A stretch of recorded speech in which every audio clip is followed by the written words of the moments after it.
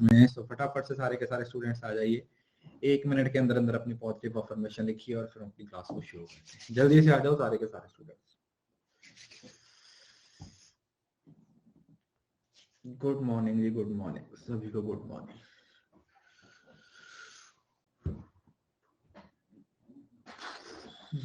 बहुत ठंड है भाई, बहुत ज्यादा। इतनी ठंड नहीं पड़ती यार, इतनी ठंड कहाँ से, मतलब कैसे, क्यों?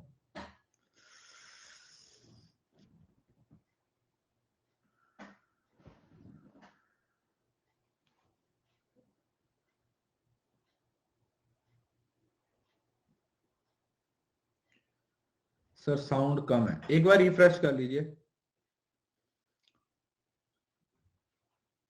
बहुत ठंडी है यार आज। लाइव कॉमर्स की क्लास बेटा 2 बजे होती है। 2 बजे होती है।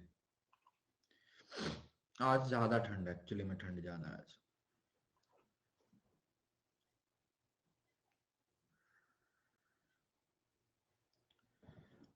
और अभी तो बोल रहे हैं कि संडे तक यही हाल रहने वाला है।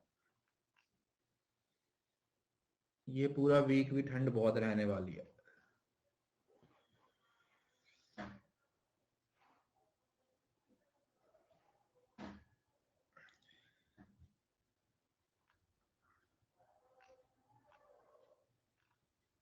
चलिए शुरू करते हैं।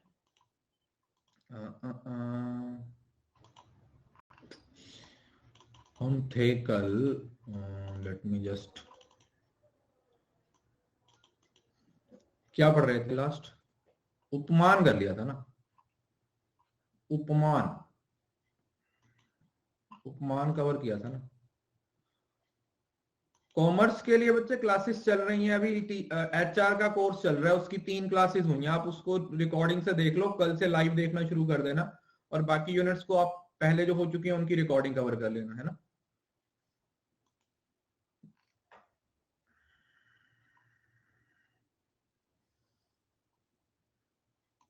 तो यहां पर थे हम उपमान में, है ना। उपमान में तो मैंने आप लोगों को बताया था कि इसमें वो गाय वाली एग्जांपल याद रखनी है आप लोगों ने। कौन सी? गाय वाली, कि वो गवाया है, वो मेरी गाय जैसा है, मेरी गाय है वो गवाए जैसी है, कुछ इस तरीके का जो कंसेप्ट सा था वो मैंने बताया था। अ गवाया, अ वाइल्ड काउ बट विदाउट ड्यूलैप, ड्यूलैप के बिना। ठीक है जी, किसके बिना? ड्यूलैप के बिना, की मतलब वो जो वो गले पे लटक रहा होता है उसके बिना, उसकी बात की जा रही है। ठीक है, तो दिस गवाया इज लाइक माई काउ, ये गवाया है वो मेरे किसके जैसा है? काओ जैसा है। कि क्या क्या क्या, क्या किया जाता है उसको? उसको कंपेयर किया जाता है। ओके, नीलिमा का जन्मदिन है आज। ओके बच्चे, नीलिमा आपको आपके जन्मदिन की बहुत बहुत शुभकामनाएं जी। भगवान आपको खुश रखे, खूब तरक्की कीजिए जिंदगी में, और आने वाला जन्मदिन अपने जेआरएफ के साथ ही सेलिब्रेट करें।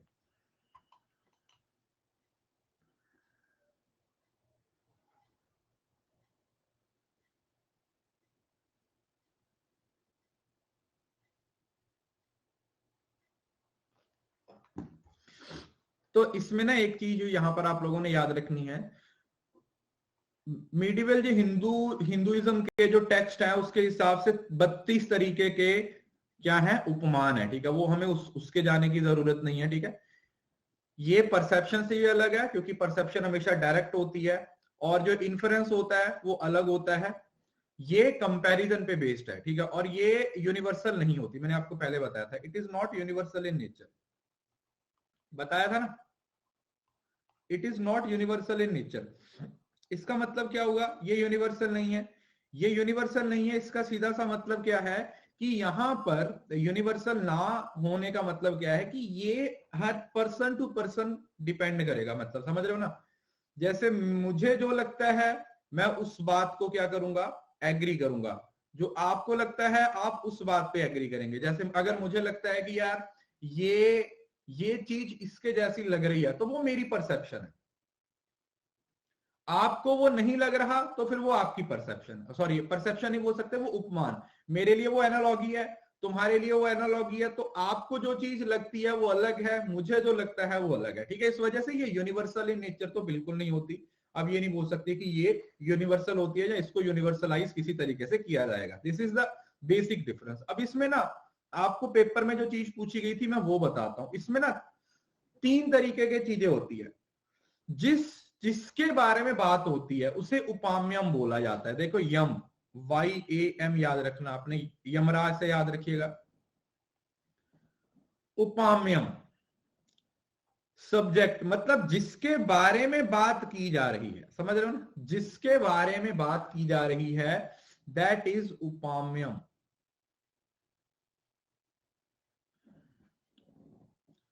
और उसके जिन फीचर्स की बात की जा रही है उसे बोला जाता है सामान्य। सामान्य लक्षण पढ़ा था ना, जो कॉमन है। सामान्य का मतलब होगा जो कॉमन है, जो चीजों को कंपेयर किया जा रहा है, ठीक है। जो फीचर्स की बात की जा रही है उसे सामान्यम बोला जाता है। और जो ऑब्जेक्ट है जिसके साथ कंपेयर किया जा रहा है, जिसके साथ कंपेयर किया जा रहा है उसको उपामनम बोला जाता है। यहां पर नम आ रहा है, नम, उपानमम। तो यहां से आप लोगों ने इस तरीके से याद रखना है। तो जैसे ये एक एग्जांपल है। एट्रीब्यूट्स मतलब फीचर्स, जिस पर्टिकुलर फीचर के साथ कंपेयर किया जा रहा है, समझ रहे हो। मतलब कंपैरिजन भी तो किसी पर्टिकुलर फीचर के साथ ही किया जाएगा ना। हम किसी पर्टिकुलर फीचर के साथ कंपेयर करेंगे कि ये इस तरीके की कोई चीज है, ठीक है जी, ये चीज है वो इस तरीके की चीज है, उसको उपान्यम बोल दिया जाएगा। अब इसको समझने की कोशिश करो। देखो ध्यान से सुनना। एक एक एक शायर है, टूटे दिल वाला। उसने क्या बोला, Monier Williams, if a boy says ना, और कोई काम नहीं है क्या लड़कों को, हर फेस, उसका चेहरा, is like the moon in the charmingness. देखो कितनी बड़ी बड़ी छोड़ रहा है। तो आप ये समझने की कोशिश करो कि जिसके बारे में बात की जा रही है, हर फेस, उसका चेहरा, तो ये क्या है, हर फेस इज उपाम्यम। सब्जेक्ट, जो सब्जेक्ट है उसकी बात हो रही है। ये सब्जेक्ट की बात हो रही है कि उसका चेहरा किसके जैसा, चांद।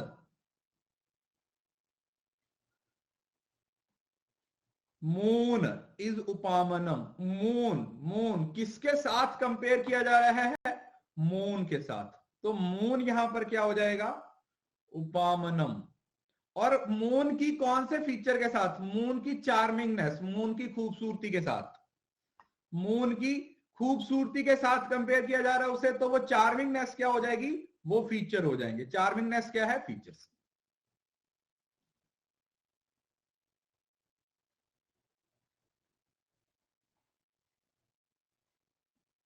ये जो चार्मिंगनेस है वो इसका क्या हो जाएगा, वो वाले फीचर जिसके साथ इसको क्या किया जा रहा है, कंपेयर किया जा रहा है।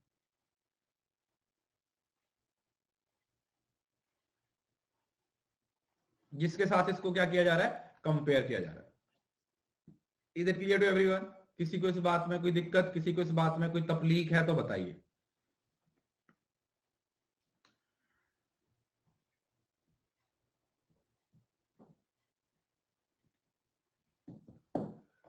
क्लियर है जी। 3 चीजों की बात हो रही है। सब्जेक्ट, जिसकी तारीफ की जाएगी, जिसकी तारीफ की जाएगी वो सब्जेक्ट है। मतलब हर फेस, लड़की के चेहरे की तारीफ की जा रही है तो उसका फेस है वो मेन सब्जेक्ट है। उसको कंपेयर किसके साथ किया जा रहा है, ऑब्जेक्ट, चांद की खूबसूरती, चांद की चार्मिंगनेस। तो चांद यहां पर क्या हुआ, मून यहां पर क्या हुआ, मून यहां पर हुआ ऑब्जेक्ट जिसके साथ कंपेयर किया जा रहा है। और कौन से फीचर को कंपेयर किया जा रहा है, कौन से एट्रीब्यूट्स को कंपेयर किया जा रहा है, कौन से फीचर्स को कंपेयर किया जा रहा है, दैट इज सामान्य, ब्यूटीफुल, दैट इज सामान्य। क्लियर हुआ अब तो, समझ आया कि ये जो बड़े बड़े शायर हैं ये कितनी बड़ी बड़ी क्यों छोड़ते हैं। सो दिस, ये था आपका उपमान।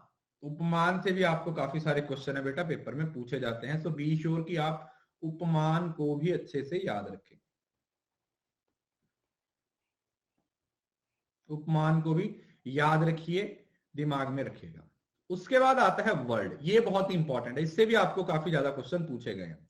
शब्द, ये आपका last valid source of knowledge है, चौथा, क्योंकि अर्थापत्ति और अनुपलब्धि को वैलिड सोर्स ऑफ नॉलेज नहीं माना गया है ना। वर्ड, शब्दा, वर्बल टेस्टिमनी, इसका मतलब क्या हुआ कि हमें शब्दों से नॉलेज मिलती है। जो शब्द बोले जाते हैं, जो शब्द लिखे जाते हैं, जो शब्द सुने जाते हैं, उन शब्दों से हमें नॉलेज मिलती है। So this is the fourth, न्याय फिलॉसफी के हिसाब से this is the fourth and the last valid source of knowledge. क्या है ये? चौथा और आखिरी सोर्स ऑफ नॉलेज है। मतलब न्याय फिलॉसफी के हिसाब से 4 ही सोर्सेज हैं जहां से हमें क्या मिलेगी बेटा? नॉलेज मिलेगी। 4 ही सोर्सेज हैं जहां से हमें नॉलेज। यस, बुक भी हो सकती है, बुक भी हो सकती है, कुछ भी हो सकता है, it can be anything. Book भी हो सकती है, आप इसको कुछ भी हो सकते हो। शब्दा means relying on words, testimony और ऑफ पास्ट और प्रेजेंट रिलायबल एक्सपर्ट, की जो रिलायबल एक्सपर्ट्स हैं उनकी टेस्टिमनी पे हम विश्वास करते हैं। बट यहां पर जो चीज सबसे इंपॉर्टेंट है कि जिस सोर्स की आप बात कर रहे हो, जिस सोर्स की आप बात कर रहे हो, क्या वो रिलायबल है या नहीं है, ये बहुत ज्यादा इंपॉर्टेंट हो जाता है। अगर रिलायबल है तभी आप बोलोगे कि इससे जो नॉलेज मिल रही है वो सही है, अदरवाइज इससे जो नॉलेज मिल रही है वो गलत है। रिलायबल कैसे मानते हैं? मैं आपको एक सिंपल सी, एक बहुत ही साधारण सी एग्जांपल देके समझाता हूं। जैसे सुनो, जैसे एग्जांपल क्या है कि हम बोलते हैं कि अपन को बैंकिंग से रिलेटेड किसी तरीके का कोई डेटा चाहिए, ठीक है जी, अपन को बैंकिंग का डेटा चाहिए, बैंक का डेटा चाहिए। तो मैं 2 सोर्स में डिवाइड कर देता हूं। बैंक से रिलेटेड कोई डेटा अपन को चाहिए, किसी भी बैंक से रिलेटेड, या कोई पास्ट प्रेजेंट या क्या स्कीम्स चल रही हैं। एक तो मैं गूगल पे जाके किसी भी रैंडम वेबसाइट से उस इंफॉर्मेशन को सर्च करूं, पहला तरीका तो ये है, ठीक है जी। पहला तरीका तो क्या है कि मैं यूट्यूब पे जाऊं, मैं किसी भी रैंडम वेबसाइट जिसके बारे में मुझे पता भी नहीं है, मैं उसको ओपन करूं, उसमें जो भी डिटेल है उसको ले लूं। पहला तरीका तो ये है। दूसरा क्या है कि मैं सेम इंफॉर्मेशन को आरबीआई की वेबसाइट से ले लूं, that is reserve bank of India.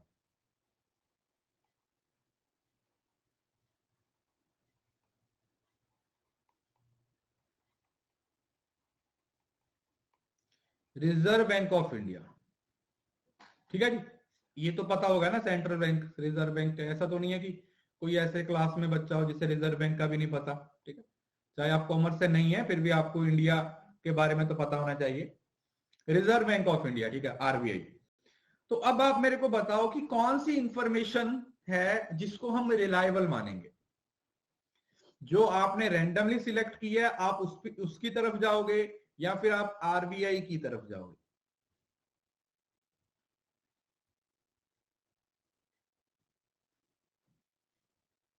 RBI, reserve bank of India. तो यहां पर जो सोर्स है ना, उसका रिलायबल होना बहुत ज्यादा जरूरी हो जाता है ना। जो सोर्स है उसकी यहां पर रिलायबिलिटी, रिलायबिलिटी है वो बहुत ज्यादा मैटर करती है। यहां पर जो रिलायबिलिटी है उसकी बात है वो की जाती है, ठीक है जी। Is it clear?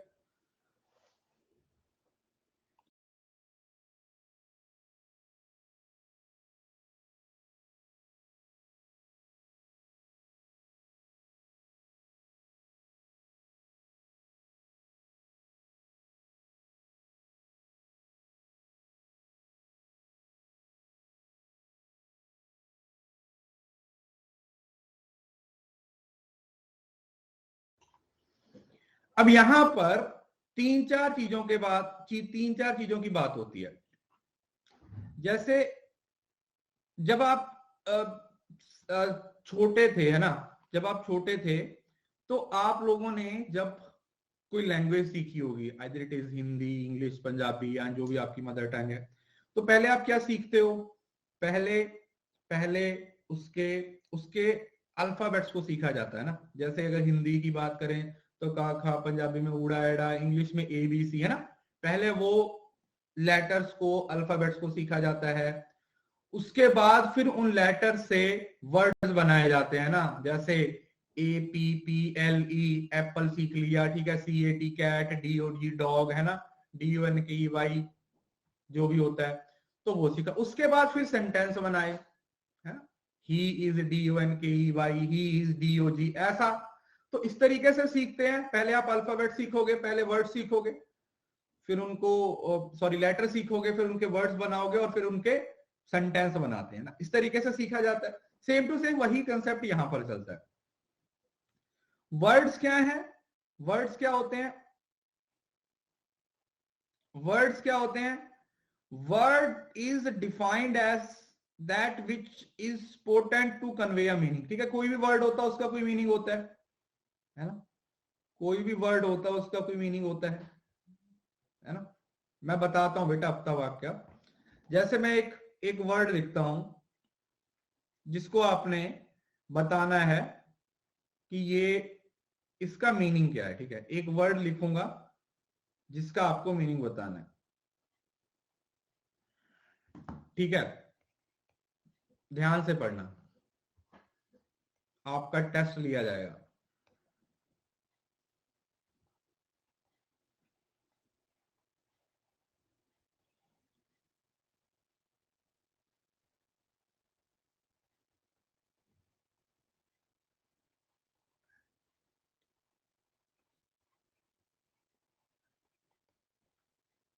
इसका मीनिंग बताओ। ये एक वर्ड है, ये आप लोगों के सामने लिखा हुआ है, बताओ। कोई है क्लास में ऐसा महान पुरुष जो इसका मीनिंग बताएगा?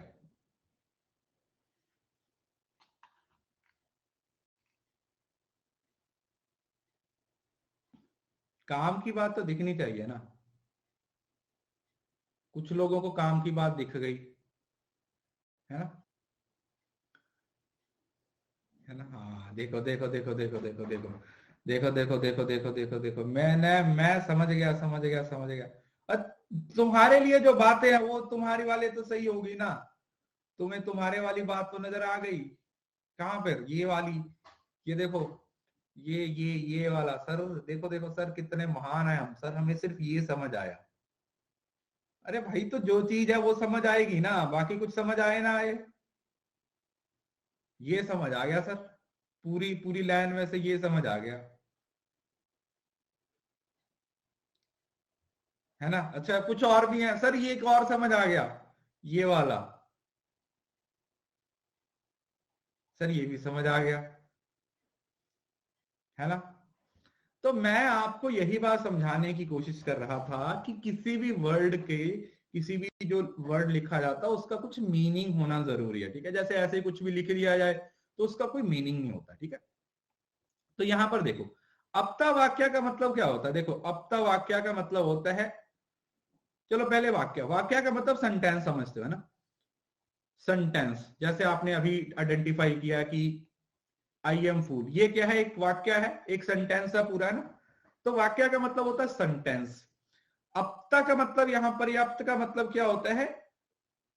जो सेंटेंस कोई बंदा बोल रहा है, मतलब जो हमेशा सच बोलता है। एक ऐसा बंदा जो वो शब्द बोल रहा है, उसको उसको सच सच बोलता है। ठीक है, those who always tells the truth, जो हमेशा क्या बोलते हैं? सच बोलते हैं, ऑनेस्ट रहते हैं। और अपता वाक्य का मतलब वही पर्सन जो हमेशा सच बोलता है, मतलब एक सच बोलने वाले बंदे की स्टेटमेंट। अपता वाक्य का मतलब सच बोलने वाले बंदे की स्टेटमेंट, मतलब जिस बंदे की बात पे भरोसा किया जा सकता है। ठीक है जी, जिस बंदे की बात पे क्या किया जा सकता है? भरोसा किया जा सकता है, रिलायबल सोर्स ऑफ नॉलेज, आप ऐसा बोल सकते हो। जिस बंदे की बात पे क्या किया जा सकता है? भरोसा किया जा सकता है। How both are different, how both are different. अरे वाक्य का मतलब शब्द है, अपता का मतलब है जो सच बोलता है, और अपता वाक्य को जब जोड़ दिया तो मतलब एक ऐसे बंदे की स्टेटमेंट जो हमेशा सच बोलता है। इसमें क्या है, मतलब किस साइड को जा रहे हो, दोनों को कंबाइन कर दिया बस, इन दोनों को आपस में जोड़ दिया, बस बात खत्म। तो एक ऐसे बंदे की स्टेटमेंट बन गई जिसपे आप भरोसा कर सकते हो, है ना। मोदी जी, हमारे prime minister. This means of gaining proper knowledge in either spoken और रिटन। जिस बंदे के पास अथॉरिटी होगी उसी की बात पे भरोसा किया जाएगा, है ना।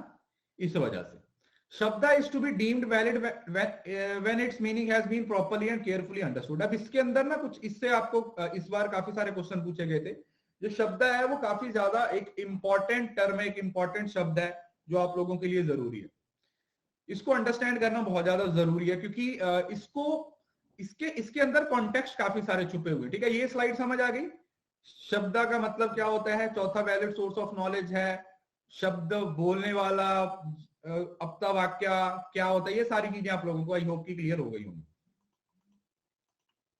उसके बाद शब्द प्रमाण, इसमें तो कुछ खास नहीं है जो मैं आप लोगों को बताता हूं। कुछ वेस्टर्न फिलोसफर्स हैं जिन्होंने शब्द को ना टोटली क्या कर दिया, रिजेक्ट कर दिया। उन्होंने क्या बोला कि जो शब्द है ना वो कॉन्टेक्स्ट पे बेस्ड होते हैं। समझ रहे हो ना, जो शब्द होते हैं वो कॉन्टेक्स्ट पे बेस्ड होते हैं। उनका क्या कॉन्टेक्स्ट है ये डिसाइड करता है कि उनका मीनिंग क्या निकलेगा।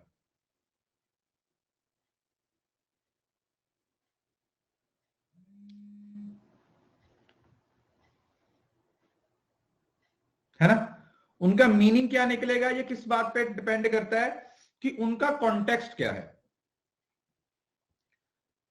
This also open the debate that there can be various source of knowledge and reliability depends upon the source as well as context। तो इस वजह से ये क्या बोला गया है कि हमारे पास बहुत सारे सोर्स हैं नॉलेज के, बहुत सारे, there are a lot of sources के नॉलेज के सोर्सेज हैं, नॉलेज के सोर्सेज हैं जिसके बेसिस पे ये देखा जाता है या ये बताया जाता है कि आप ये मान के चलो कि वो उनकी रिलायबिलिटी, उनकी वैलिडिटी किस बात पे डिपेंड करती है कि किस सोर्स से वो नॉलेज ली गई है और उसका कॉन्टेक्स्ट क्या है। जैसे आप बोलो वेद, अगर मैं बात करूं वेदास की, वेदास, तो वेदों में जो लिखा हुआ है, ठीक है, जो वेदास में लिखा हुआ है, आप एक बात मान के चलो कि हम उसको विदाउट क्वेश्चन किए सच मानेंगे, यस और नो। या जो हमारे रिलीजियस स्क्रिप्चर्स में लिखा हुआ है, आप किसी भी रिलीजियस स्क्रिप्चर्स की बात कर लो, ठीक है, हिंदू, मुस्लिम, सिख, ईसाई, किसी के, जैनिज्म, बुद्धिज्म, जितने भी रिलीजियस स्क्रिप्चर्स हैं, चाहे वो चीजें आज एप्लीकेबल भी नहीं है, स्टिल हम उस पर भरोसा करते हैं, यस और नो। मानते हो इस बात को? चाहे वो स्क्रिप्चर्स आज से सदियों साल पहले, 500 साल, 700 साल, हजारों साल पहले लिखे गए थे, और उनके बीच में लिखी हुई चीजें आज चाहे एप्लीकेबल नहीं भी हैं, यस और नो। चाहे उसमें लिखा हुआ है कि ऐसा होना चाहिए, ऐसा होता है, ठीक है, अलग अलग रिलीजन ने, चाहे कॉन्शियसली हमें इस बात पे भरोसा है कि यार ये गलत है, उस टाइम पे हो सकता है वो चीज सही हो, बट आज के पॉइंट पे, आज के टाइम पे, आज के कंटेक्स्ट पे अगर हम देखें तो वो शायद चीजें सही नहीं है हमारे लिए, या हमारे लिए कुछ चीजें सही नहीं है जैसे हमें लगता है, बट क्या हम उनको चैलेंज करते हैं? चैलेंज करोगे तो पिटाई हो जाएगी। क्यों? क्योंकि रिलीजन आपको कुछ गलत नहीं सिखाता, या जो रिलीजन है, कोई भी रिलीजन है, उसमें कुछ भी ऐसा नहीं होता जिसपे आप क्वेश्चन कर सको। फर्क क्या है, उस रिलीजन को स्प्रेड करने वाले लोग, उस रिलीजन को चलाने वाले लोग उस रिलीजन के इकलौते अथॉरिटेटिव पर्सन बन के बैठ जाते हैं, यस और no. Are you getting the point? आप लोगों ने ये चीज देखी होगी, एक होता है रिलीजन, ठीक है, एक रिलीजन है, ठीक है, कोई भी XYZ रिलीजन है, उस रिलीजन को किसी पर्टिकुलर पर्सन ने दिया था उस टाइम पे। अब ये तो है नहीं कि किसी रिलीजन को देने वाले लोग आज जिंदा हैं, नहीं, ठीक है, हर बार, क्योंकि रिलीजन भी तो किसी पर्सन के द्वारा ही दिया गया ना, यस और नो? हर रिलीजन का एक पॉइंट है जहां से उस रिलीजन की शुरुआत हुई है, मगर उस रिलीजन में जो चीजें थी आज उन पे लोगों ने अपना कब्जा कर रखा है और वो अपने हिसाब से लोगों को रिलीजन के अकॉर्डिंग चलाते हैं कि तुम ऐसा नहीं करोगे तो तुम मर जाओगे, तुम ऐसा नहीं करोगे तो तुम्हें ये बीमारी लग जाएगी। समझ रहे हो ना? आज के टाइम पे रिलीजन को एक एक वे ऑफ थिंकिंग ना मान के फियर, एक डर की तरह लोगों के सामने रिप्रेजेंट किया जा रहा है। यस और फियर, फियर धर्म के नाम पे लोगों को आपस में लड़ाया जाता है, जबकि रिलीजन का मतलब क्या होता है? Religion is nothing, it is just a way of living. Religion में ऐसा कुछ नहीं है कि आपको ये कुछ शक्तियां वक्तियों की जरूरत होगी, नो। रिलीजन का मतलब है कि आप अपनी जिंदगी को ढंग से कैसे जिए। यस और नो? रिलीजन का मतलब क्या है? रिलीजन एक थिंकिंग प्रोसेस है, वो आप लोगों को एक तरीका बताता है कि हमें अपनी जिंदगी को कैसे जीना है। बट लोगों ने क्या किया, उस रिलीजियस एस्पेक्ट को जिसके बारे में लोगों को बताना चाहिए था, ठीक है, कि आपके रिलीजन के अंदर ये अच्छी चीजें हैं, उनको छोड़ के रिलीजन के नाम पे लोगों को डराया जाता है। लोगों ने बिजनेस बना लिया, ठीक है, तो इस वजह से the mayor combination of word does not provide a valid knowledge. अगर आप ऐसे ही वर्ड को जोड़ दो तो उसकी कोई मीनिंग नहीं निकलेगा। जैसे मैंने लिख दिया डॉग, काओ, ओल, हाथी, घोड़ा, इसका कोई मीनिंग निकल रहा है? इससे अच्छे तो छोटे बच्चे लिख लेंगे जो मैंने कचरा किया यहाँ पे। समझ रहे हो ना? ऐसा नहीं है कि कोई भी सेंटेंस बना दिया, कोई भी वर्ड बना दिया, उस पर भरोसा कर लेंगे या उसका मीनिंग निकल आएगा, ठीक है, ऐसा नहीं होता।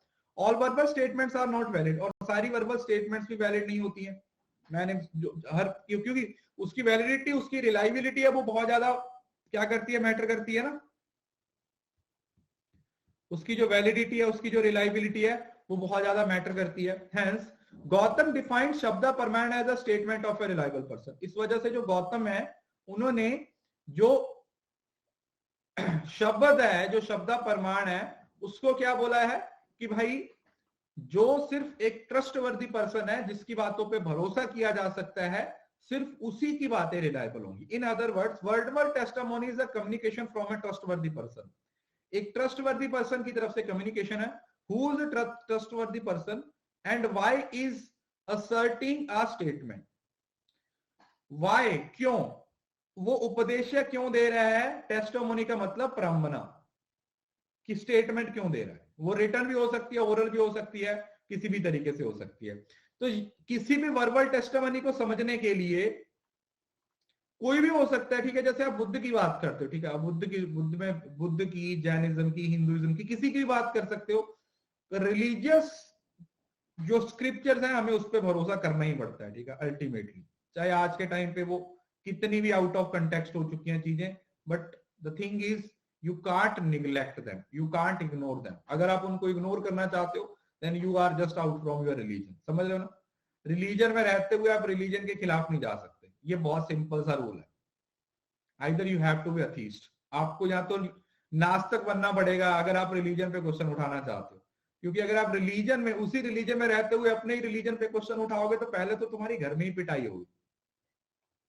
ट्राई कर में रहने दो, तुम्हारी पिटाई नहीं करवाना चाहता मैं, नहीं तो मैं आज ही शाम को तुम्हारी पिटाई करवा दूं तुम्हारे घर वालों से। तो यहां पर दो चीजें आ जाती हैं, कौन सी? एक आता है परसेप्शन ऑफ वर्ड्स, कि उनका परसेप्शन क्या है, और दूसरा अंडरस्टैंडिंग ऑफ द मीनिंग। ठीक है जी? तो ये दो चीजें यहां पर आपने याद रखनी है। अब ये कंडीशन, एक वर्ड्स हैं जो उनकी कंडीशंस होती हैं, जिसको आप लोगों ने कैसे याद रखना है? AYST, याद रखिए, AYST।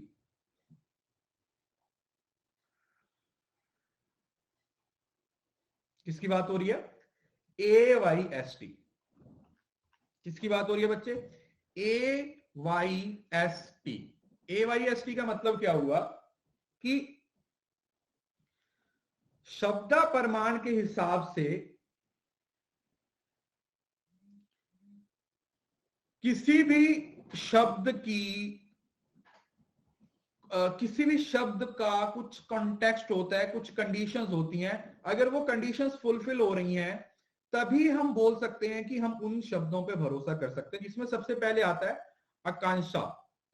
आकांक्षा का मतलब क्या होता है? एक्सपेक्टेंसी, कि क्या आपके वर्ड्स हैं वो इंक्वायरी का कंटेक्स्ट बन सकते हैं। आकांक्षा का मतलब क्या है? कि क्या वो एक लॉजिकल सीक्वेंस में है। जैसे लिख दिया ना काउ हॉर्स मैन एलिफेंट, इसका कोई मीनिंग नहीं आ रहा। क्या वो ऑब्जेक्ट ऑफ इंक्वायरी बन रहे हैं? मतलब अगर उनको लिखा जाए तो उनकी इंक्वायरी की जा सकती है, हम उसको मान सकते हैं कि इसका कोई मीनिंग निकल रहा है, वो बेतुका तो नहीं है ना। तो आकांक्षा का मतलब क्या है? एक्सपेक्टेंसी। ऑब्जेक्ट ऑफ इंक्वायरी, क्या उनको इंक्वायर किया जा सकता है, ऐसा तो नहीं है कि उनका मीनिंग कुछ और ही निकल रहा हो।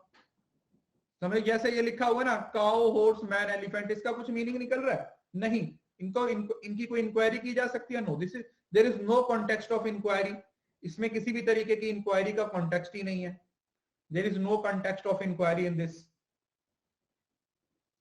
योग्यता, देखिए योग्यता का मतलब क्या है कि जो वर्ड्स होते हैं ना वो कॉन्ट्राडिक्ट नहीं होने चाहिए। ठीक है, जो वर्ड्स हैं वो कॉन्ट्राडिक्ट नहीं होने चाहिए। जैसे कोई बोल दे कि मैं तेरे को बहुत प्यार से गुस्सा करता हूं, मैं तेरे को बहुत गुस्से से प्यार करता हूं। नो, कॉन्ट्राडिक्ट नहीं होना चाहिए।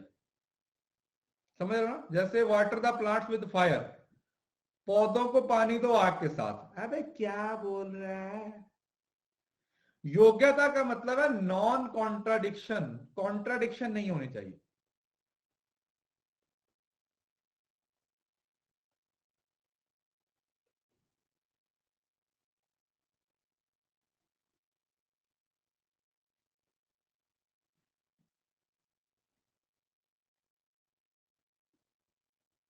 एक एक बच्चा था ना, वो बहुत गलतियां करता था,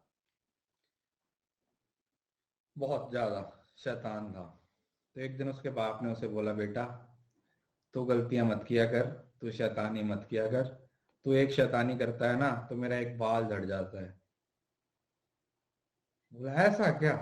मैं एक शैतानी करता हूं तो आपका एक बाल झड़ जाता है?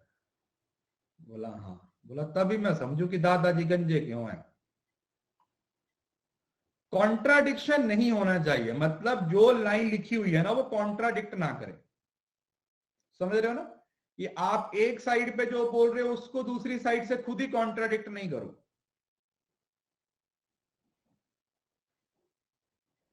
ठीक है। देन आता है सानिधि। सानिधि का मतलब होता है क्लोज प्रॉक्सिमिटी। मतलब क्लोज प्रॉक्सिमिटी का मतलब है कि जो जब आप किसी वर्ड को लिखते हो, जैसे आप कॉन्ट्राडिक्ट मतलब एक दूसरे के ऑपोजिट, कॉन्ट्राडिक्ट का मतलब एक दूसरे के ऑपोजिट, कॉन्ट्राडिक्ट का मतलब होता है एक दूसरे के ऑपोजिट। क्लोज प्रॉक्सिमिटी समझते हो ना? डिस्टेंस की बात की जा रही है। किसकी बात हो रही है? डिस्टेंस की बात की जा रही है। आप ये समझने की कोशिश करो। देखो जैसे आप इसी पीपीटी को देखो। अरे रुक भाई साहब, गुस्सा क्यों कर रहे हो? जैसे ये देखो, चलो ये इस लाइन को ही समझ लो, मैं इसको हाईलाइट करता हूं।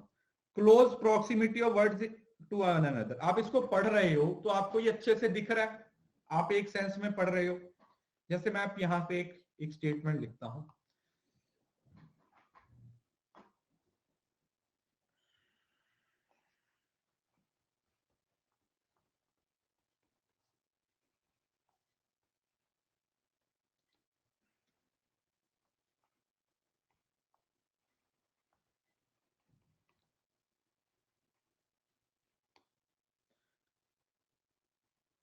आपको यहां से किसकी सेंस नजर आ रही है? मेरे को एक बात बताओ। जबकि मैंने सेम लाइन लिखी है, यहां पर देखो इतना गैप है। इतना गैप क्यों रखा हुआ है? सड़क बनानी है यहां पे। अच्छा, यहां पे सड़क बनानी है, यहाँ पे प्लाट काटना और यहाँ पे घर बनाना है ना? इतनी जगह दे रखी है शब्दों के बीच में।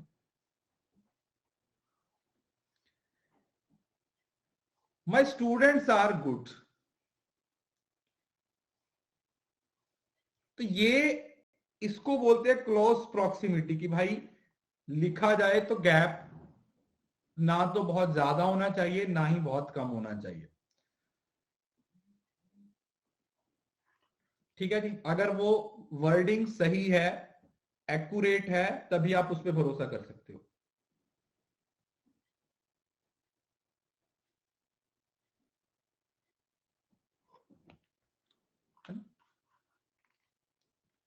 मान समझ में आया? योग्यता, देखो यहां पर जो योग्यता है ना, यहां पर जो योग्यता का मतलब हिंदी में जो होता है ना, किसी की योग होना, यहां पर योग्यता को नॉन कॉन्ट्राडिक्शन से याद रखना। वर्थ मतलब है तो वही है, बस ये है कि इसको थोड़ा सा अलग कंटेक्स्ट से क्या कर दिया, पेश कर दिया। देन लास्ट में आता है तत्प्रया। तत्प्रया का मतलब होता है कहने का मीनिंग, इंटेंशन क्या है, स्पीकर की इंटेंशन क्या है, स्पीकर कहना क्या चाहता है। समझ रहे हो ना? जैसे कुछ शब्द बोले जाते हैं, उनका मीनिंग कुछ और होता है ना? उनका मीनिंग कुछ और होता है ना? जैसे आप, आपकी मम्मी आपसे बोलती है कि दाल बनानी है, नमक खत्म हो गया, तो आप क्या करोगे?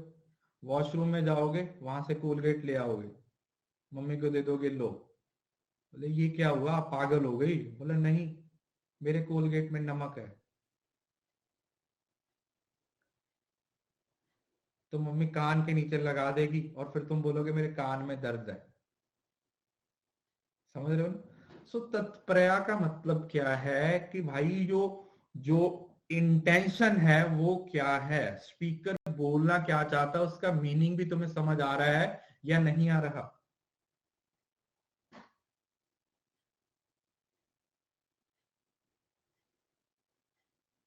जैसे ये देखो, एक वर्ड होता है सेंधवा। अब सेंधवा का मतलब नमक भी होता है और घोड़ा भी होता है।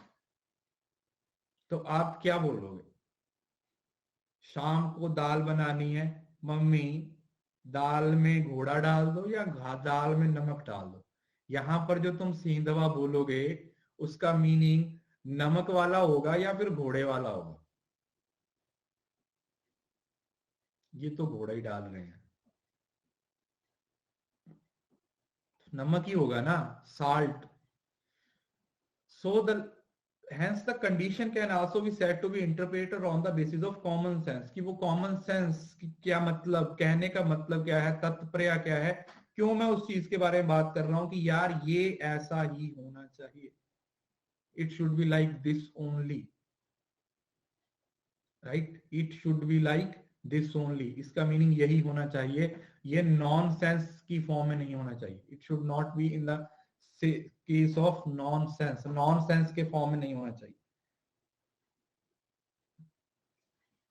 सेंस होनी जरूरी है उसकी। ठीक है, तो ये आपके चार वर्ड्स होते हैं। आकांक्षा का मतलब क्या है कि वो वर्ड्स हैं वो ऑब्जेक्ट ऑफ इंक्वायरी बने, मतलब ऐसे ही कुछ भी नहीं लिख दो, उसका कुछ मीनिंग निकलना चाहिए। जब आप उसको लिखोगे तो उसका कोई मीनिंग होना चाहिए, ऐसे नहीं हाथी घोड़े गधे कुछ भी लिख दोगे और बोल दोगे इसका मीनिंग निकल रहा है, उससे और कोई मीनिंग ना निकले, निकले तुम्हारे दिमाग का मीनिंग जरूर बंदे को समझ आ जाएगा कि इसका दिमाग कैसा है। ठीक है, तो इसको कैसे याद रखना है, AYST, ए से शुरू टी पे खत्म और बीच में YST डाल दोगे। देन आता है योग्यता। योग्यता का मतलब क्या था कि कॉन्ट्राडिक्ट, वर्ड है वो कॉन्ट्राडिक्ट नहीं होना चाहिए। ठीक है, मैं कुछ और कह रहा हूं और सामने वाले को कुछ और समझ आ रहा है, ऐसा कुछ नहीं होना चाहिए। देन आता है सानिधि।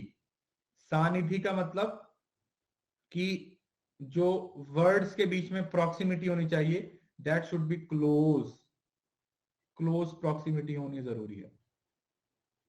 क्या होनी चाहिए? There should be close gap. ठीक है, जो गैप है वो बहुत ज्यादा नहीं होना चाहिए, there should be close proximity.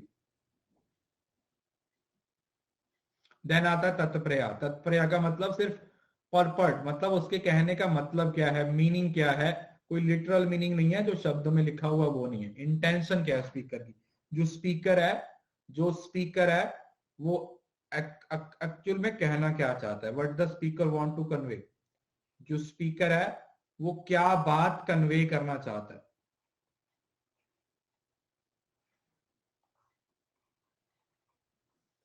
जो स्पीकर है वो क्या मैसेज कन्वे करना चाहता है। किरण बेटा अपडेट्स में जाओ ना, इस कोर्स की अपडेट्स में पीडीएफ वहां से डाउनलोड कर लो। अरे फर्स्ट एग्जांपल दे तो दिया ना, हाथी घोड़ा कुत्ता गधा जो मर्जी लिखो, ऐसे ही थोड़ी कुछ भी लिख दोगे, मीनिंग होना चाहिए जो भी आप लिख रहे हो।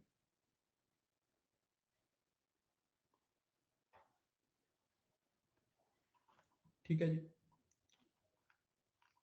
अरे बेटा फर्स्ट का ही एग्जांपल दिया यार, सुन क्यों नहीं रहे हो।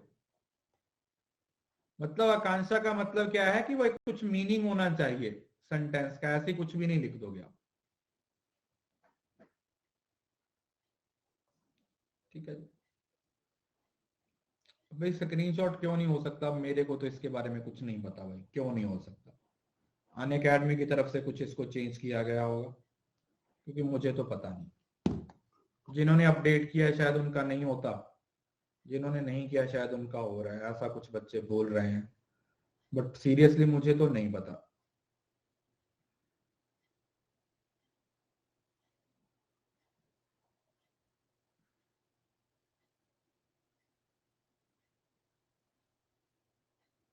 नहीं होता, फिर नहीं होगा।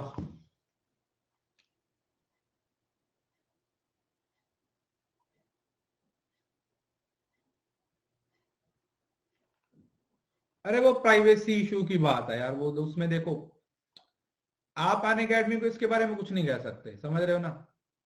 जब अन अकेडमी ने तुम्हें पीडीएफ की ऑप्शन दी है तो वो तुम्हें क्यों स्क्रीनशॉट लेने देंगे, समझ रहे हो ना। जब क्लास के बाद तुम इसकी पूरी पीडीएफ डाउनलोड कर सकते हो, then why they allow you to take the screenshot, that's it, समझ रहे हो ना, ये इसका एक मीनिंग है बस, आप ऐसा समझने की कोशिश करो। ठीक है। अरे कंपनी भी यार इतना, कंपनी अब उनको सोचना पड़ता है इस चीज के बारे में, समझ रहे हो ना। उसके बाद जो शब्द प्रमाण है, अगर हम दो इसकी अलग अलग क्या है क्लासिफिकेशन है, ठीक है, देयर आर टू क्लासिफिकेशन। हमारे पास इसकी क्या है, हमारे पास इसकी कुछ क्लासिफिकेशन है, बस बंद कर दो बातें। On the basis of source, कि ये जो सोर्स है वो किस सोर्स पे बेस्ड है, ठीक है, ये सोर्स समझ रहे हो ना, जहां से वो शब्द हैं वो आ रहे हैं, सोर्स की बात हो रही है, सोर्स की बात हो रही है। तो सोर्स में दो तरीके के सोर्सेज हैं, एक स्क्रिप्चरल है, एक सेकुलर है, मतलब ये वैदिक है और ये लौकिक। स्क्रिप्चर्स मतलब वेद, वैदिक का मतलब यहां पर वेद, जो वेद की बात हो रही है, मतलब वो शब्द जो आप यही मानो कि डायरेक्ट भगवान के मुंह से निकले हैं, infallible, because Vedas are spoken by God, जिसको आप चैलेंज ही नहीं कर सकते, दे आर परफेक्ट, इसी वजह से तो वो वेद है ना। This is the reason we call them Vedas. Vedas का मतलब यहां पर क्या हुआ कि स्क्रिप्चर्स है, वैदिक है, कि जिसको आप चैलेंज नहीं कर सकते, जो उसमें लिखा है वो सच है, सच के सिवा कुछ भी नहीं, जो लिखा है वही सच है, सच के सिवा कुछ भी नहीं है, जिसको आप कोई भी किसी भी तरीके से क्या नहीं कर सकते, यू कांट क्वेश्चन देम, क्या नहीं कर सकते, जिसको आप किसी भी तरीके से क्वेश्चन नहीं कर सकते, जिसको आप किसी भी तरीके से क्या नहीं कर सकते, क्वेश्चन नहीं कर सकते। सो ये है आपके वेदास या वैदिक गॉड स्क्रिप्चर्स। सेकुलर होते हैं, सेकुलर का मतलब होते हैं जो इंसानों के द्वारा लिए गए, सेकुलर समझ रहे हो ना, जो किसी ट्रस्टवर्दी पर्सन के द्वारा बोले गए हैं या किसी पर्सन के द्वारा बोले गए हैं, इंडिविजुअल के द्वारा बोले गए हैं, बट वो उनके अंदर ये हमेशा चांस रहता है कि वो गलत भी हो सकते हैं, इसी वजह से तो वो सेकुलर है ना, दे कैन बी रॉन्ग।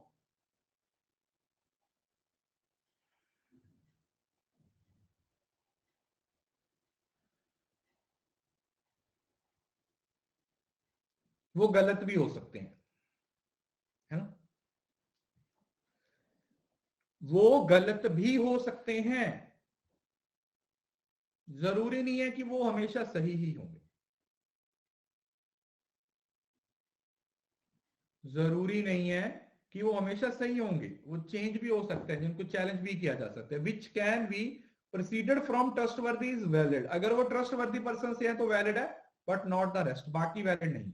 समझ रहे हो? अगर वो किसी ट्रस्टवर्दी पर्सन के मुंह से निकल रहे हैं तो आप उसको बोल दोगे कि वो वैलिड है, बट अगर वो किसी ट्रस्टवर्दी पर्सन के मुंह से नहीं निकल रहे तो आप बोलोगे कि वो वैलिड नहीं है, they are not valid at all. अगर उनको किसी ट्रस्टवर्दी पर्सन के द्वारा बोला जा रहा है तो आप उनको वैलिड बोलोगे, और अगर वो किसी ट्रस्टवर्दी पर्सन के द्वारा नहीं बोले गए हैं तो आप बोलोगे कि ये वैलिड नहीं है, ये इनवैलिड है। ठीक है, पहली क्लासिफिकेशन सोर्स बेस्ड होगी। देन आता है based on the object. Object के बेसिस पे परसेप्टिबल और इम्परसेप्टिबल, दृष्टार्थ और अदृष्टार्थ, मतलब जो दिख रहे हैं और जो नहीं दिख रहे। समझ रहे ना? परसेप्टिबल जो परसीव किए जा सकते हैं, और इम्परसेप्टिबल जो परसीव नहीं किया जा सकते। जो दिख रहे हैं वो परसेप्टिबल है, जो नहीं दिख रहे वो इम्परसेप्टिबल है। जो विजिबल है, मीनिंग दोनों का सेम ही है। The first one deals with the perceptible of objects in which we include the trustworthy assertions of ordinary peoples. कौन से लोगों की ये स्टेटमेंट्स हो सकती हैं? जो सेंट हो सकते हैं, स्क्रिप्चर्स हो सकते हैं, even we can talk about the assertion of a reliable farmer regarding the proper cultivation of a crop. ठीक है, इवन के जैसे अगर आप खेती बाड़ी के बारे में, आप एग्रीकल्चर के बारे में जानना चाहते हो तो आप किसी भी किसान से उसके बारे में बात कर सकते हो। ठीक है, उसके बारे में, किसान से भी उसके बारे में बात कर सकते हो, वो भी आप लोगों को उस चीज के बारे में क्या कर देगा? डिटेल में बता देगा। यस और no? Even he can tell you in the detail, वो आप लोगों को डिटेल में बता देगा उस चीज के बारे में कि ये भाई इस तरीके से है, ये भाई इस तरीके से है, ये भाई इस तरीके से। अरे बेटा, कोर्स की अपडेट्स में जाके डाउनलोड कर लो ना। मैं अभी अलग अलग जगह पे कहां पे भेजूं? एक तो मैंने आपको अपडेट्स में दे दी है, अब कोर्स को खोलोगे अपडेट्स तभी मिलेगा ना, वहां पे पीडीएफ आप डाउनलोड कर लीजिए। तो लिंक ही तो है ना, उस पर क्लिक करोगे वो डाउनलोड हो जाएगी आपके फोन में।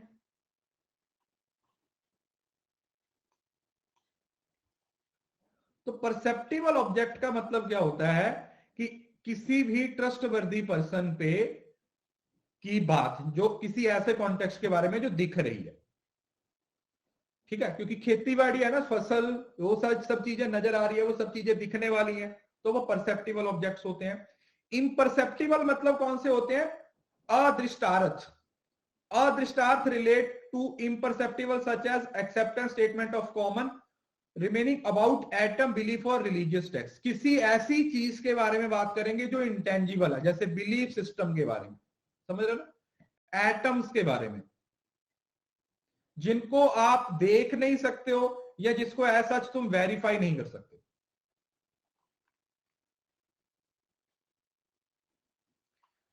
जिनको तुम रिलेट नहीं कर सकते हो, एटम के बारे में रिपीट। आप किसी थॉट के बारे में, किसी थॉट को आप टेंजिबल तरीके से नहीं देखते ना। कोई थॉट है वो आपको टेंजिबल तो नजर नहीं आ रहा कि यार ये चीज इस तरीके से नजर आ रही है ना, वो थॉट तो टेंजिबल नहीं है। तो इस वजह से यहां पर जब जिस चीज के बारे में बात की जा रही है, object which can not be seen और वेरीफाइड, जिसको सीन नहीं, कुछ भी हो सकता है, जिस चीज के बारे में बात की जा रही है, they are basically abstract ideas. ये कुछ नहीं है, ये आपके सिंपल अब्स्ट्रैक्ट आइडियाज होते हैं। सेम। अरे यार, यहां पर ना जिस चीज की बात हो रही है वो परसेप्टिबल और नॉन परसेप्टिबल है, अदरवाइज उसकी नॉलेज सेम बंदे से भी मिल सकती है। समझ रहे हो ना?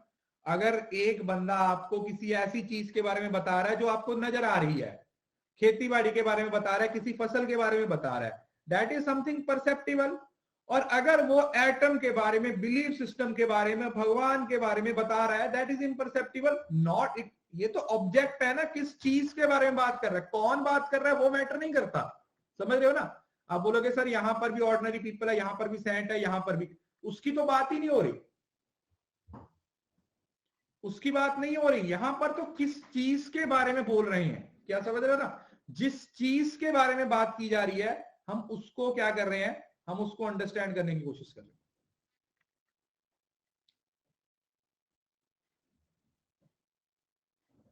जिस चीज के बारे में बात की जा रही है हम उसको अंडरस्टैंड करने की कोशिश कर रहे हैं। समझ आया? ओके, जिस ऑब्जेक्ट के बारे में बात की जा रही है अगर वो नजर आ रहा है दैट इज परसेप्टिबल, और अगर वो नहीं नजर आ रहा that is imperceptible, अदृष्टार्थ। I hope कि ये समझ आ गया हो। क्लियर है ना?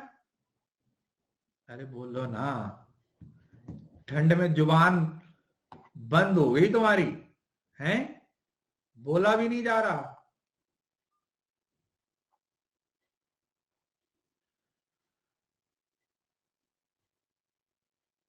सर हाथ नहीं चल रहे, मुंह तो चल रहा होगा।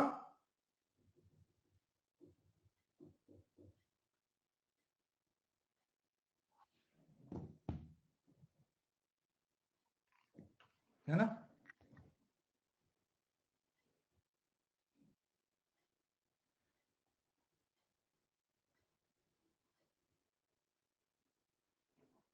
ऐसा करो, ऊपर छत पे बैठ जाओ जाके ना,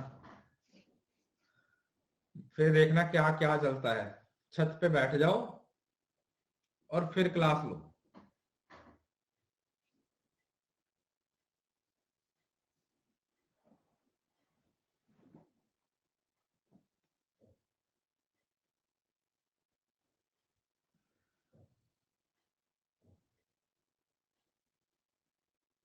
जाओ जाओ, छत पे बैठ जाओ।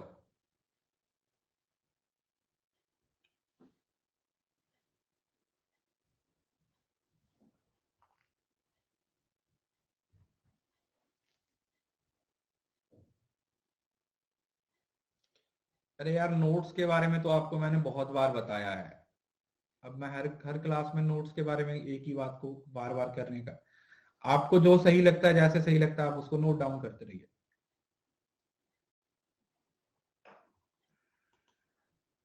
उसके बाद आता है अर्थापत्ति, ये सबसे आसान सा है। अर्थापत्ति, अर्थापत्ति, पोस्टुलेशन, डेरिवेशन फ्रॉम सर्कमस्टांसिस, वो ऐसी अजम्पशंस होती हैं, दीज आर द कल्पना, सुपोजिशन, ये काल्पनिक होता है।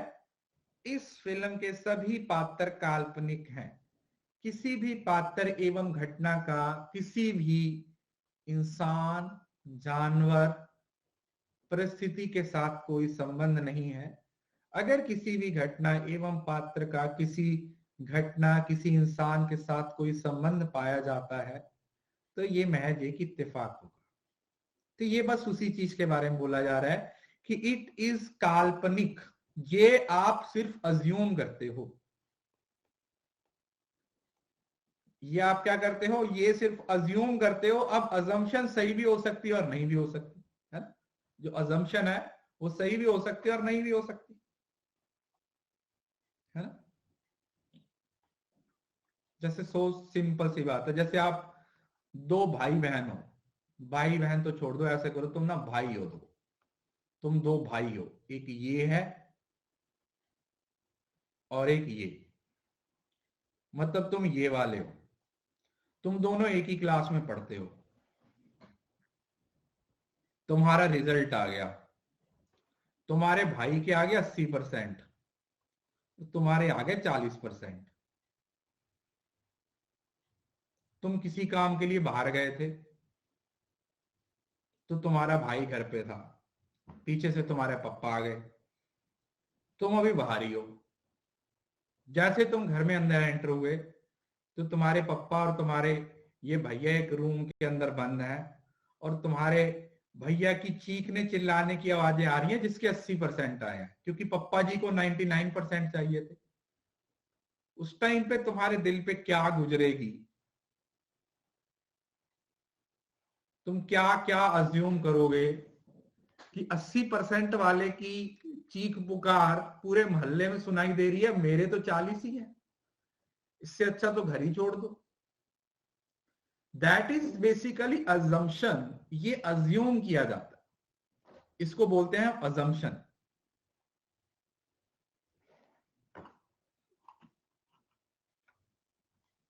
हाँ सही बात है, बोला 80% वाले की इतनी पिटाई है, 40 वाले की तो तलवार चलेगी।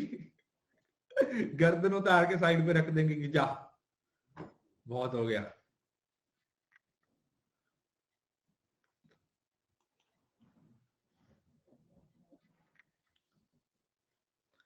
बंदा था ना, वो बदमाश था वो बस में बैठा हुआ था, उसके पास तलवार थी, उसके साथ में एक बंदा बैठा हुआ था, उसे नींद आ रही थी, बार बार उस पे ऐसे गिर रहा था। होता है ना जैसे बस में बैठे हो तो आपको पता नहीं चलता कई बार, फिर उसे थोड़ी नींद आ रही थी, फिर उस पे ऐसे गिर रहा था। अब उसे बहुत गुस्सा आ रहा था क्योंकि वो बदमाश था, उसके पास तलवार चाकू भी था। जब वो तीसरी चौथी बार उस पे ऐसे गिरा ना, वो बंदा अपनी सीट से खड़ा हुआ, उसने ना उस ऐसे तलवार से उसकी गर्दन उतार दी। गर्दन ऐसे जा रही है बस में, वो कंडक्टर के पैरों में चली गई। सब लोग हैरान हो गए, ये क्या हो गया अचानक से बस के अंदर। सब लोग डर गए, बोले ये क्या किया। अब बदमाश क्या बोला, बोला कुछ नहीं, जब आंख खुलेगी देखेगा ये क्या हो गया। उसकी आंख खुलने जैसे छोड़ी है तूने, मतलब तुझे लगता है कि उसकी आंख खुलेगी? कुछ लोगों को पता नहीं चलता ना। सो ये है आप लोगों की सुपोजिशन, ये है आप लोगों की कल्पना। यहां पर कॉज और इफेक्ट की बात नहीं होती। कॉज का मतलब यहां पर सिर्फ अजम्पशंस को मानते हो। ये इंडिपेंडेंट सोर्स ऑफ नॉलेज है और ये कोई इसको आप वैलिड सोर्स ऑफ नॉलेज नहीं मानते। It is not a valid source of knowledge. Arthapati is knowledge arrived at through presumption or postulation. Many Indian scholars consider this Praman is invalid or at least the best weak because the board may have gotten. अब ये इसमें आप ऐसा मान के, इसमें ना एक एग्जांपल देती है, फिफ्थ फोर्स है, प्रिजम्पशन कारण होता है, इनर कॉन्ट्राडिक्शन अनुपत्ति होता है और फिर कंट्राडिक्शन होता है उपपत्ति। ठीक है, इसमें क्या होता है, आप किसी चीज को अज्यूम करते हो और उसके अकॉर्डिंग आप क्या करते हो, किसी चीज का गैस लगाते हो। जैसे मैंने आपको बताया था कि आप अपने दोस्त के घर पे जाते हो तो आपका दोस्त अपने घर पे नहीं मिलता, तो आप अजम्पशन कर लेते हो कि अगर वो घर पे नहीं है तो वो कॉलेज गया होगा। जरूरी तो नहीं है कि वो कॉलेज गया होगा, यस और नो। आप सिर्फ अजम्पशन बना लेते हो, आप सिर्फ अजम्पशंस बना लेते हो, आप सिर्फ अज्यूम कर लेते हो कि ऐसा हुआ होगा। क्यों? क्योंकि आपके सामने सिचुएशंस ऐसी हैं। जरूरी थोड़ी अगर घर पे नहीं है तो वो घूमने भी गया हो सकता है, मम्मी ने किसी काम पे भी भेजा हो सकता है, समझ रहे हो ना। It can be anything. तो हम इसमें जो भी अजम्पशन बनाते हैं उसका बेस क्या होता है, उसका बेस उस टाइम के सर्कमस्टांसिस होते हैं,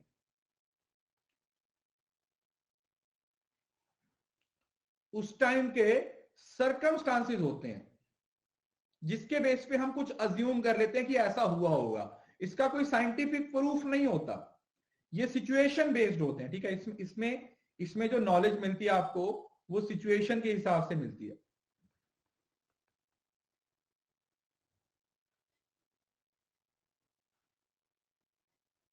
इसमें जो भी नॉलेज मिलती है वो सिचुएशन के बेस पे मिलती है।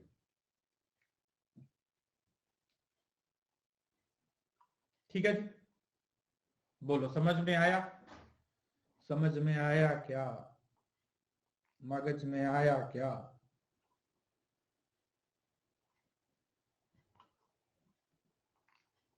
घुस गया भेजे में? तो इसका मतलब क्या हुआ, जो भी अजम्पशंस तुम बना रहे हो, जो भी तुम अज्यूम कर रहे हो, whatever you are assuming, it is all based on some circumstances.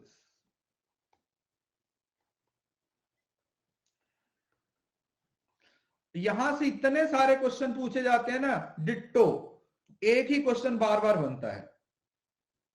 कैसे? Okay, it consist the assumptions of some unperceived fact in order to explain apparently inconsistent fact. Let's take an example. Devadatta and alive, Devadatta जिंदा है, देवदत्त जिंदा है, and he is not present as his home, वो अपने घर पे नहीं है। इसका मतलब वो कहीं और होगा। ऐसे थोड़ी बोल दोगे कि देवदत्त घर पे नहीं है तो मतलब वो मर गया है, नहीं ना। सो बंदा था ना, वो रूम लेने गया किराए पे, बोला आपका रूम हमें किराए पे चाहिए।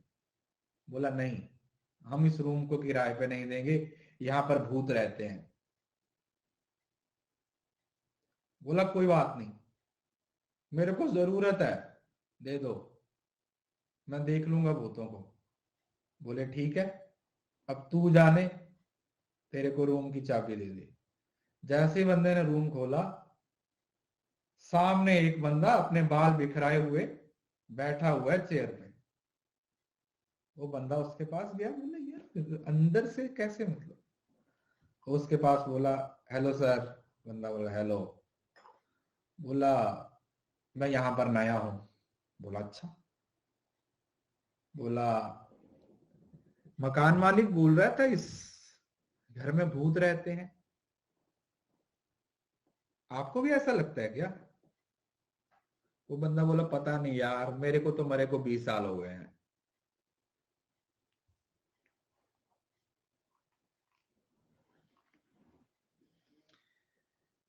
Being alive and not being present in the home, तो आपके सामने सिचुएशन ऐसी क्रिएट हो गई है, आप लोगों के सामने सिचुएशन ऐसी क्रिएट हो गई है कि आपको कुछ अज्यूम करना पड़ रहा है। अज्यूम करना पड़ रहा है। अब इसमें एक और भी आती है, इट इज प्रिजम्पशन। प्रिजम्पशन मतलब एक तरीके से अजम्पशन, पोस्टुलेशन, इमेजिनेशन, कल्पना, कुछ भी बोल सकते हो। We proceed the knowledge from something to be explained, that knowledge is when explained. तो यहां पर ये देखो, इसकी एक और एग्जांपल जो आपको बहुत ज्यादा पेपर में पूछी जाती है, ये वाली। इस एग्जांपल को बहुत क्लासिक एग्जांपल बोला जाता है। एक बंदा है, ढोल जैसा पेट है उसका, वो आपके पास आता है और आपको बोलता है कि मैं, देवदत्त नाम है उसका, मतलब मैं दिन में कभी खाता ही नहीं, मैं दिन में कभी खाता ही नहीं हूं, कि उसका पेट इतना बाहर आ रखा है। तो आप इस बात को सुन के क्या अज्यूम करोगे? बट यू विल अज्यूम, आप क्या अजम्पशन बनाओगे कि जितना इसका मोटा पेट है ना, जिस हिसाब से इसका ग्रोथ हो रही है, इंडिया का विकास हो ना हो, जिस तरीके से इसके पेट का विकास हो रहा है ना, तो ये पूरी रात सोता नहीं होगा, ये रात पूरी खाता ही होगा, ये रात भर खाता ही होगा। जरूरी थोड़ी है, हो सकता बंदे को गैस प्रॉब्लम हो। समझ रहे हो ना? तो आपके सामने एक ऐसी सिचुएशन है, उस सिचुएशन के बेस पे आप लोगों ने एक अजम्पशन बना ली। वो अजम्पशन है, वो सही भी हो सकती है और गलत भी हो सकती है। वो जो अजम्पशन आप लोग दे रहे हो, वो सही भी हो सकती है और वो गलत भी हो सकती है। यस और no? The assumption can be true, assumption can be false. ठीक है जी। So he says he never eats in the day, कि मैं दिन में कभी खाता ही नहीं हूं, तो तेरा पेट बाहर कैसे आता है बे? Then we can easily postulate that he eats in the night, for the simple reason that without this assumption his fatness is also getting fatter cannot be explained, क्योंकि और किसी तरीके से एक्सप्लेन नहीं किया जा सकता है ना। तो ये इट कैन बी ट्रू और इट कैन बी फॉल्स। ये ट्रू भी हो सकती है और ये फॉल्स भी हो सकती है।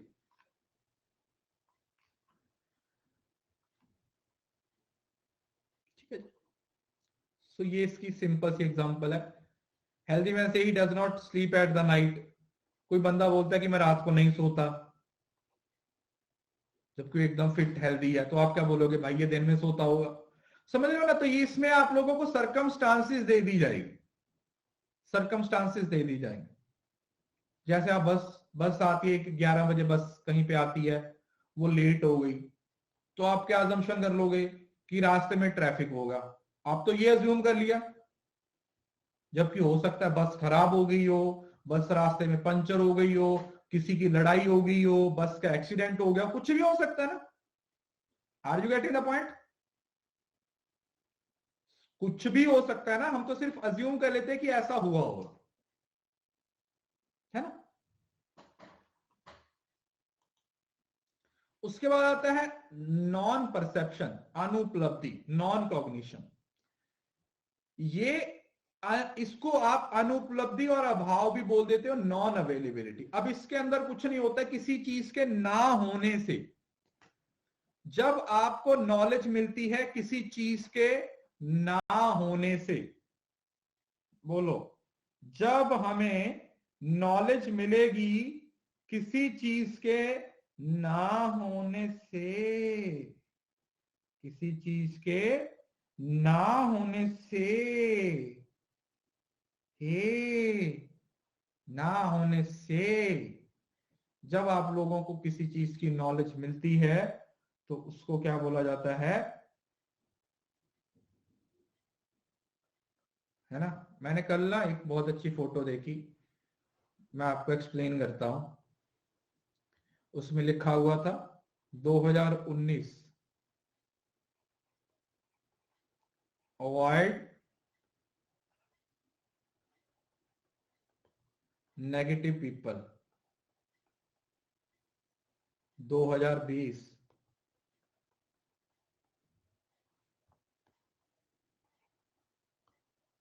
अवॉइड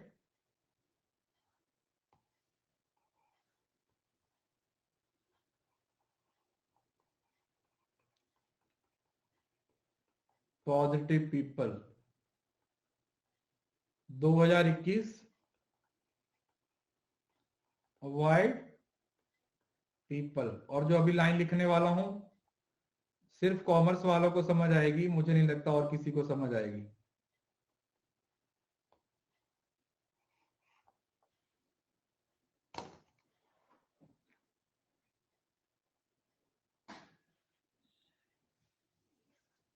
बाकी भी समझ गए तो बहुत अच्छी बात है। अवॉइड, अच्छा चलो चलो अच्छी बात है।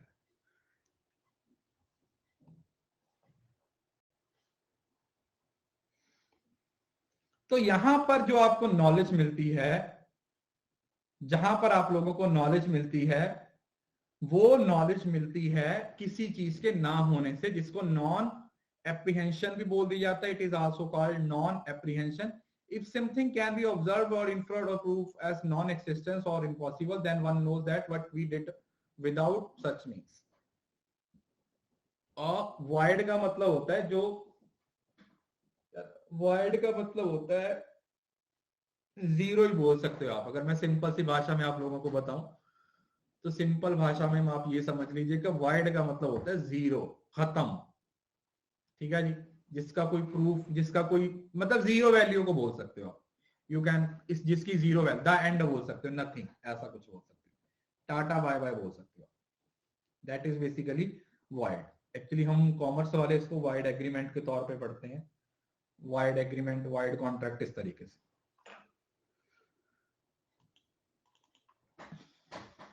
तो यहां पर only positive facts are apprehend through positive source. बाकी जो पांच पांच चीजें हैं वो सारी पॉजिटिव है।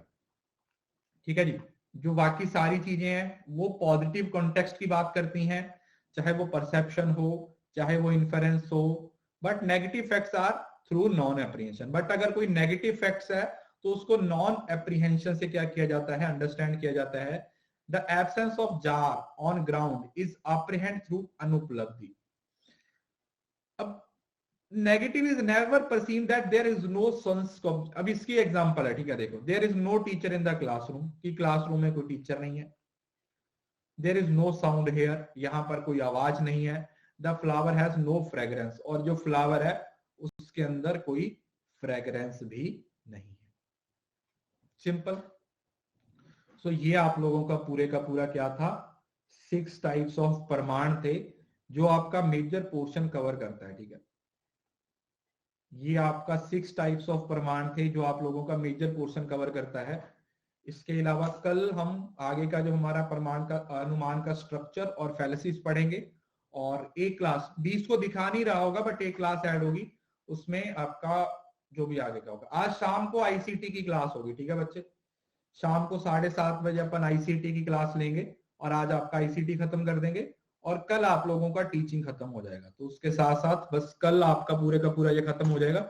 उसके बाद फिर आपकी दिन में एक ही क्लास रहेगी, एक बस 11 बजे पेपर 1 की। उसके बाद स्पेशल वगैरह होती है तो वो हाँ 20 के बाद जो यूनिट शुरू हो गई है बेटा वो एलआर की हो रही है। कोर्स आप लोगों को दिख रहा होगा, लॉजिकल रीजनिंग की क्लास है वो शुरू हो रही है। लॉजिक आज आईसीटी की होगी या फिर टीचिंग की होगी, ठीक है, आप देख लेना, या तो आईसीटी की क्लास होगी आज या फिर टीचिंग की होगी, दोनों में से कोई एक होगी। तो आगे का जो यूनिट है वो आप लोगों की बीच में 2-3 दिन की छुट्टी आएगी आपको, ठीक है, मैं बता देता हूँ 19-20 हाँ 21-22-23 इस बार 21-22 और 23 आपका ऑफ रहेगा, मतलब 3 दिन पेपर 1 की कोई क्लास नहीं होगी। उसके बाद 24 से एलआर शुरू हो जाएगा, ठीक है। तब तक आप अपना आगे पीछे का जितना भी पोर्शन है उसको कवर कर लीजिएगा, ठीक है, डिटेल में जितना भी हो चुका है। ठंड बहुत है, एक आधा दिन ज्यादा ऑफ ले सकते हैं भाई, तो क्या हुआ अगर एक दिन ज्यादा ऑफ ले लिया है, बताओ जरा, पाप कर दिया क्या कोई, सजा दोगे क्या?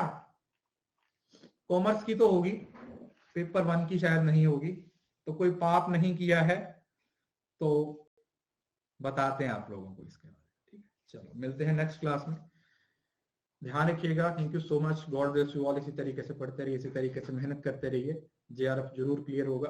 कंसिस्टेंसी बनाए रखिए, एफर्ट्स करते रहिए और अपना 100% देते रहिए। Thank you so much, bye bye, take care, ध्यान रखिएगा, खुश रहिए।